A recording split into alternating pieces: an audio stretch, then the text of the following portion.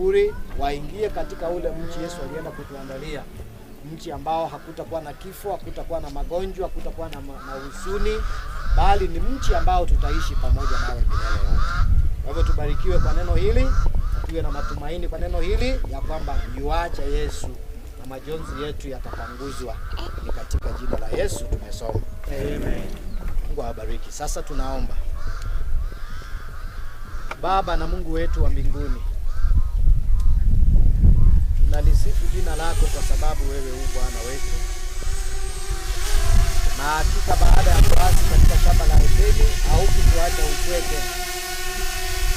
Ukaacha na mpango wa kumkomboa mwanadamu kutoka kwa minyororo ya yule mwovu Shetani, na ukaruhusu mwana wako Yesu akafa msalabani, kifo cha aibu cha uchungu, ili kurejesha ule uhusiano ambao ulipotoka katika shamba la Edeni.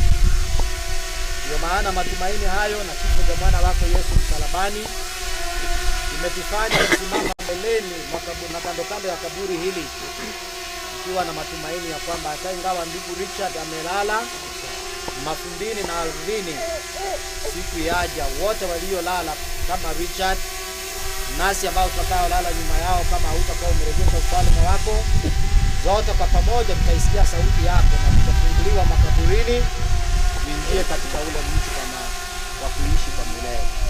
Sasa kabariki familia hii, kaupe matumaini haya neno lako, kazi zote kwa jumla, na ukailinda na kuilea, na ukachukue shamu ya mkono wako wa kulia, mkono wako wa kuume, mkono wako utakazo, ukawashike na kutembea pamoja na wao siku hizo zote tunapotarajia na kuwa na matumaini ya kuja kwako.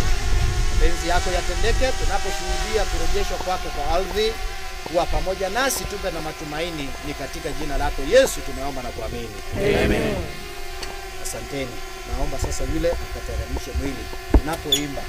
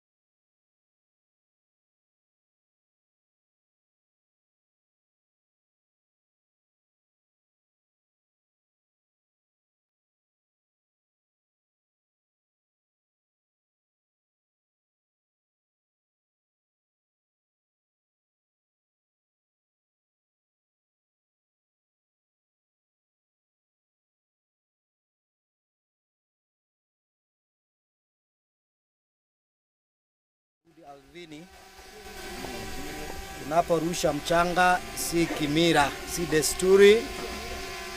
Nogo itabe ananga mwana bantu rueta samara bana neno hakoraki hakuirana. So Richard apumzike hadi siku ya marejeo yake. Naomba pastors